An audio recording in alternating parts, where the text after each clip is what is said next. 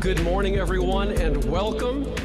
My name is Mitch O'Farrell, and I am chair of the City Council's Homelessness and Poverty Committee. Joining us today are some of our partners in tackling homelessness and lifting people out of poverty. They are on the front lines every day, and in a moment, you'll hear from some of them. We've had a couple of weeks to digest the news that homelessness is increasing in Los Angeles. According to the 2019 homeless count countywide, nearly 36,000 people are experiencing homelessness in the city of Los Angeles, a 16% increase over the previous year. Today, in Council, we'll hear a more comprehensive accounting from the Los Angeles Homeless Services Authority, or LAHSA, of what these numbers mean and the emerging trends that tell the story of where we are with people experiencing homelessness in our city. These numbers and what we all see on a daily basis across the city with the proliferation of homeless encampments are depressing, outrageous, mind-numbing, and we've become way too accustomed to this as a normal part of our city life. But we must not accept this, nor should we buy into the mindset that we are doing all we can. What we need is a paradigm shift in our thinking and in our determination across all levels of government. We must create a sustainable, robust, and adequately financed system for addressing this crisis. It is the challenge of our day. Everyone needs to step it up. Us, the city, the county, and the state. This is not to say that no one is doing anything, far from it, but we could all do more. It is likely that in Sacramento, in the legislative session that is wrapping up right now, there will be an allocation of HEAP dollars, which is Homeless Emergency Aid Program dollars, totaling $1.1 billion to be spread across the entire state of California. That includes San Francisco, San Diego, Fresno, all the other major cities and small towns across the city. Los Angeles will likely get a decent share of that, the county and the city. But it is nowhere near enough, not even close. Los Angeles has lost hundreds of millions of dollars of state funding due to the elimination of state programs specifically for affordable housing over the last 7 years because of the dissolution of the community redevelopment agencies. At the federal level, home funds in Los Angeles have decreased from $55 million a year in 2008 to just $30 million a year beginning in 2012. Just as our crises was increasing exponentially, we were getting less dollars from the feds and from the state. Another hit we have taken is the Trump tax scheme that resulted in a significant reduction in tax credits, creating another gap in the funding for affordable housing in Los Angeles. The city is currently doing an analysis of how much funding that is costing us for affordable housing. And consider this as a backdrop. Sacramento has an unprecedented $21.4 billion surplus. Just let that sit for a minute. Sacramento has a $21.4 billion surplus. Voters in Los Angeles agreed to tax themselves $1.2 billion with the passage of Measure HHH 2.5 years ago to address homelessness and create a fund to build permanent supportive housing. We have well over 5,000 units either under construction, funded, or approved in the pipeline. By the end of the next fiscal year, which we are beginning in about a week, we'll have nearly 1,400 of those units open. We'll be approving and funding more units before the end of this calendar year that will get us closer to our goal of 10,000 units specifically for HHH funding. No other municipality in the state of California has done this, has voted to tax themselves to build permanent supportive housing for the homeless. So, I am calling for a state match of $1.2 billion. I am challenging the state to match us with the $1.2 billion that we've put up. We need to augment our HHH program and continue our stated goal well beyond the 10,000 units of permanent supportive housing, but push to achieve 20,000 units of permanent supportive housing or more. If you think about the fact that we have nearly 36,000 homeless individuals in the city of Los Angeles, 20,000 units will put a pretty good dent. 10,000 units is nothing to sneeze at, but we need to double or even triple that amount. If we're really serious about solving the homelessness crises, we need to put our resources into the effort. We are working locally to reduce the cost, the per unit cost of the HHH housing as well. We've created an innovative fund. We've set aside 10% of those monies because we want to build units more quickly and more cheaply while not sacrificing the quality of those units. Secondly, we need our friends in Sacramento to once and for all amend Costa-Hawkins, the 1995 law that limits our ability to add newer units to our rent-stabilized ordinance inventory. Addressing our housing crises by ballot initiative is not governing. We need to act. I hope that our local delegation in the State Assembly and the State Senate will support us on these efforts.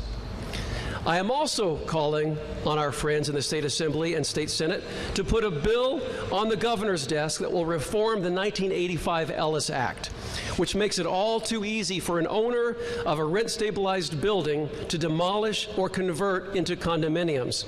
Just on Sunday evening, I made an emergency visit to a rent-stabilized building in Echo Park that had been sold, and they were already planning to demolish the building while tenants were still there and did not know what was going on. It's way, way too easy to invoke the Ellis Act in Los Angeles, and we need our state legislatures to modify or amend the Ellis Act. These two state laws, the Ellis Act, Costa-Hawkins, have seriously harmed our ability at the local level to better protect renters in Los Angeles. The severely rent-burdened are the most likely to become homeless.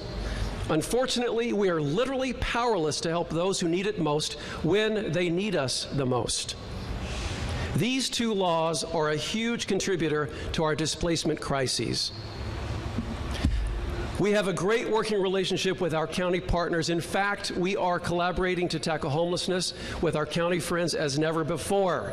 But we need Los Angeles County to take a fresh look at mental health services as they relate to people experiencing homelessness. Thousands of individuals need constant care while they wait to get permanent housing. We need a guarantee that the county voter-approved Measure H money, with the strongest support from the City of Los Angeles, will permanently augment on-site services at all of our bridge home shelters and the HH housing that we are building and that we will build into the future. Here are some additional details of my plan. I'm introducing a motion instructing the Housing and Community Investment Department to convene the first ever Summit on Poverty in Los Angeles. This event will bring together service providers, local businesses, entrepreneurs, folks in the economic development community, and major corporations with roots in Los Angeles to collaborate with all of us on ways to lift people out of poverty or keep them from entering poverty. Folks, what we need to do is lift people out of poverty where they live and not displace them at the same time. We need a jobs program, we need a poverty prevention program, and we need to break the chain that sends people right into the poverty pipeline, and we do that by keeping people where they live. That's why we need help from the state, that's why we need to expect more of ourselves and expect more from our county partners as well. I want our housing department to help people get access to all available new affordable housing units across the city as well. Therefore, I'm introducing a motion to direct the Housing Department and LAHSA to report back on the creation of coordinated housing program that links, for the first time, the coordinated entry system to housing department resources within the city where affordable units are being built and soon to be open. Now is the worst time we could possibly build affordable units or HHH housing and let those units sit vacant while we get our administrative act together to get people into those units. And that is happening at times, so we need to break that cycle as well. We have partners in our communities who are working every day to ensure that we lift our fellow Angelenos out of poverty. My friend of 6 years, Fay Washington from the YWCA, helped open a 60-bed shelter for women in Hollywood, in my district. Soon, Fay will more than double the capacity to shelter formerly homeless women at the YWCA, and I'd like to ask Fay Washington to say a few words about this. Fay? Wow.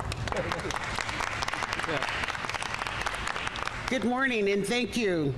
I cannot do anything first but applaud the efforts of Councilman Mitch O'Farrell. I have never seen such a champion for homeless issues that affect LA.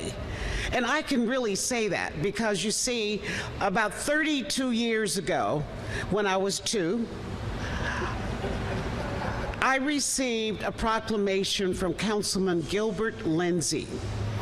And it was May 1st, 1987. I pulled it out last evening because it talked about the work that we had done on homeless issues and poverty.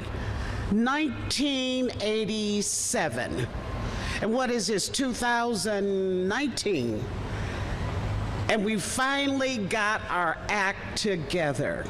I heard homelessness and poverty spoken in the same sentence. And I believe, after all of these years of working not only with government, but also on the nonprofit aspect, that it could not be a truer statement. They're so inextricably linked that without one, you have the other. If you don't have the other, you have both of them together, and that creates danger in our communities. Critical needs that we have, we serve over 100,000 persons a year in a number of areas. And the needs are so critical, but the one that we hear most, if you just gave me a job, train me in workforce development where I can make the money, then provide child care where I could have my children at child care while I'm making the money, and then provide a good health program, mental health counseling, so I can get over all of the times that I was assaulted and abused in a very negative way. If I could just get past all of that, then I think I can make it and not be part of the homeless count. We've done a lot of work, but the critical needs, unfortunately, they remain the same. And the critical needs are like for male, female, boy, or girl. I don't care what community you live in. If you don't have a job, you're going to be in poverty. And poverty begets, in many cases, unfortunately, a homeless situation. Yes, we have a building in Hollywood. It was built in 1926 by Mrs. Cecil B. DeMille. It was built for homeless women. The likes of the homeless women at that time was Marilyn Monroe, Rita Moreno, I Dream of Jeannie, what's her name? Barbara Eaton, all of those wonderful homeless women that didn't have jobs then, and they went on to have jobs. Well, they're gone now, but we have a new crew of homeless women in there. And working with PATH, Jennifer, thank you so much. Working with PATH, We're going to try to create the opportunity for this crew of homeless women to emerge from that property just as their counterparts did in 1926, 1956, etc. Bigger and better and more empowered to take on life. The critical needs are the same. If you give me a job, I could take care of it all. Permanent supportive housing is absolutely the way. The temporary housing gets us to a point where we can better serve those who are truly in the greatest social and economic need. And we're on the road to do that. I'm glad I'm a part of it. After all these years, I hopefully will be a part of a solution to a very tremendous problem that this city has been facing for a very long time. Thank you. Thank you. Thank you so much, Fay. Beautifully said. Next, I'd like to invite Rudy Salinas, whom I've known for 17 years and have worked with on many levels in many situations out in the trenches, in the district, along the river, you name it. I've worked with Rudy over the years on these issues regarding people experiencing homelessness. Rudy is our partner at the Center at Blessed Sacrament now, and his work has helped us manage the Bridge Home facility in Hollywood. Rudy. Yeah, you bet. Good morning, ladies and gentlemen. I'll keep my comments brief, and at the conclusion, I'll repeat them in Spanish. But I want to start with just the simple explanation that I stand here representing the Center at Blessed Sacrament and a variety of other organizations that fall within the umbrella of a partnership called Hollywood Forward that for over a decade have been addressing the issue of homelessness, specifically with our neighbors experiencing homelessness in Hollywood, in a really unified manner and in a way that's incredibly proactive and very sensitive to the needs of the folks that we encounter. I want to remind folks that I represent a community that is flourishing with a number of different agencies and providers that through the leadership of Councilman O'Farrell have allowed for us to actually do some magnificent work. However, even though we have this multitude of organizations focusing on everything in this community, we still are desperate for things that we are missing, essential elements that we need to address this issue in our community.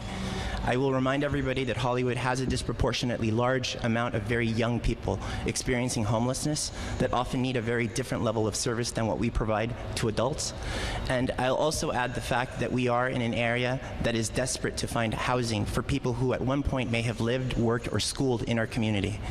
We applaud Councilman O'Farrell's call for state budget surplus from Governor Newsom to come our way, and we really do welcome an expansion of the conversation with not just our partners and government officials, but with the neighbors themselves who live in these communities and see the issue right outside their doors. Mi nombre es Rudy Salinas y soy el director de servicios para una agencia en Hollywood que se llama The Center, y por casi 10 años estoy orgulloso de ser parte de una comunidad que trabaja junto, mano a mano, con varias agencias para ayudar a las personas que se encuentran sin hogar o sin vivienda. Hoy queremos aplaudir el esfuerzo del concejal O'Farrell para pedirle al gobernador Newsom parte del presupuesto estatal para poder ayudar y aumentar el trabajo necesario para ayudar a nuestros vecinos y las personas que se encuentran sin hogar o sin vivienda en nuestro vecindario. Este problema es el más grave y el más serio que tenemos en la ciudad de Los Ángeles, y en este momento, con esta clase de ayuda, sería lo máximo y lo más necesario para poder aliviar el problema que lamentablemente todos vemos en cualquier parte de esta ciudad. Muchas gracias. Thank you so much, Rudy. Thank you. Thank you.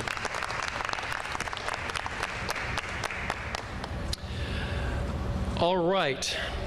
This fits nicely into our next speaker. Martha Palio is from LACC. Los Angeles City College in the 13th District is about to embark on an aggressive plan to provide 200 safe parking spaces for students who are experiencing homelessness who are enrolled at LA City College. She'll expand on the innovative work that they are doing that could be a model for the entire state of California, and it's happening right here in Los Angeles. So I'd like to bring to the microphone Martha Palio from LACC City College. Yeah. Thank you. Good morning, everybody. So Los Angeles Community College District, there was a study that was conducted that revealed that 74% of our student population is experiencing low to very low food access, and 20% of our students are homeless. Those are only the numbers of those that responded. We anticipate that number is much higher, and for that very reason, LA City College not only is seeking to educate the student, but to care for the needs of the individual. That is why at LA City College, we're currently providing showers for students. We're providing different food programs for our students. Soon, thanks to funding from Supervisor Kuehl's office, we are going to be providing laundry facilities for students. And as Councilmember Mitch O'Farrell mentioned, we are endeavoring on opening up a safe parking program as well. However, that is the reason why we're supporting Mitch O'Farrell in this endeavor as well, to make sure that our students have a place to go.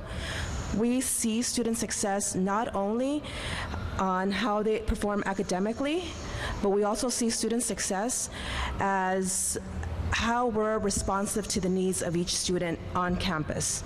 And so again, that is why we are in full support of our council member and making sure that our students have a safe place at the end of the day. Thank you. Thank you so much. Thank you so much.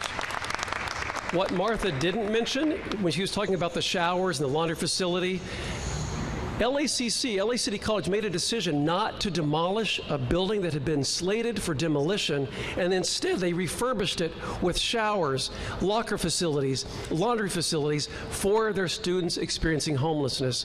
What Martha also didn't tell you is that 3 days a week, they provide a food bank, and any student with an ID card, and I think you even let others in, can take as much food as they can take with them to feed their entire family.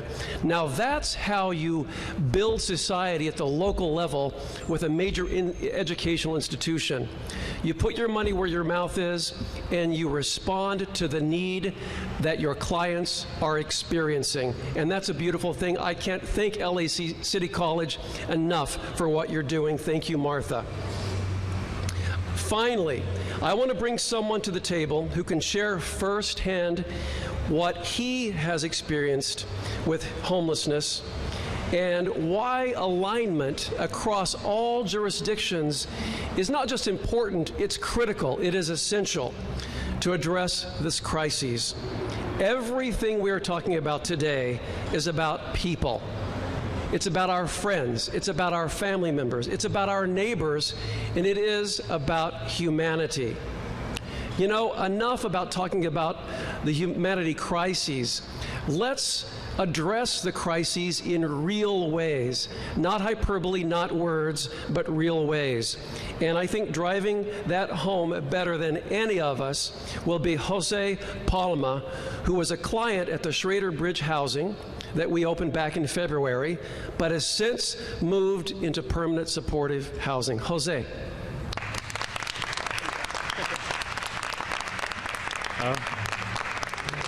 Thank you for that.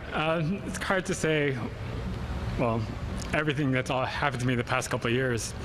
I moved from Miami, Florida, to California back in 2014.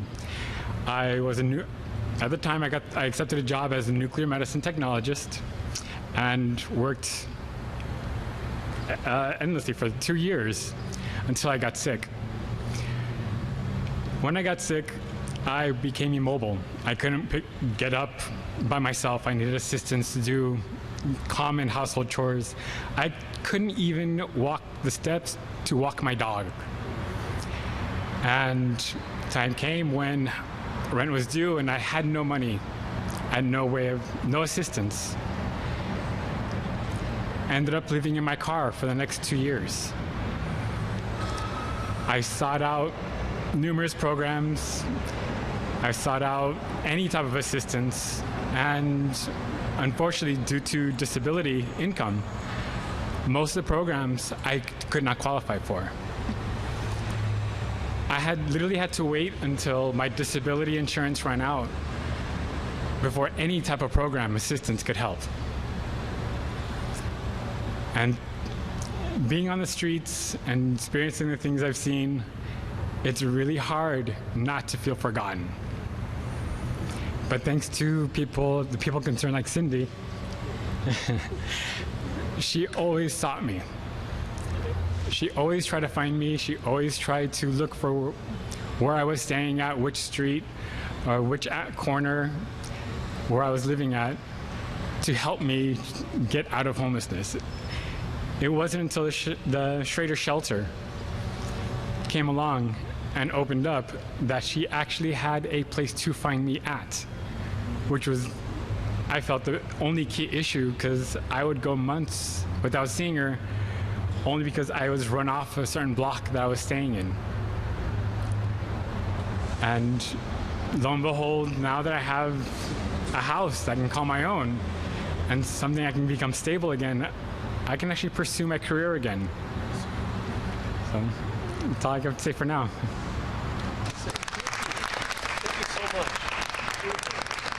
Jose, thank you so much for sharing your story, because nothing resonates better than the lived experience to effectuate policy.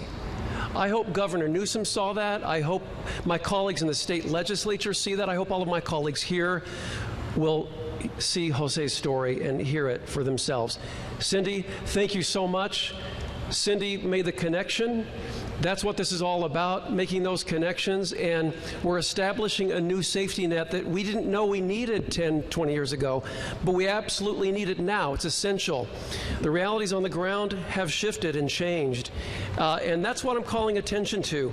The status quo just is not going to work. Even the status quo that we had 1 week ago is not going to cut it. We have to address this crisis in real ways, and everyone in California needs to realize that. So I encourage, I challenge, I push all of my colleagues, myself, to do more, and we will. So today, this afternoon, I want to invite all of you to see the presentation from Peter Lynn of LASA on what these numbers tell us, how that will inform us to refine what we're doing currently to improve the system that we're building. So thank you. That concludes, and with that, we're happy to take some questions. Your very ambitious program. What have you heard from legislators in Sacramento? What's the political feasibility of doubling? It's just a huge chunk.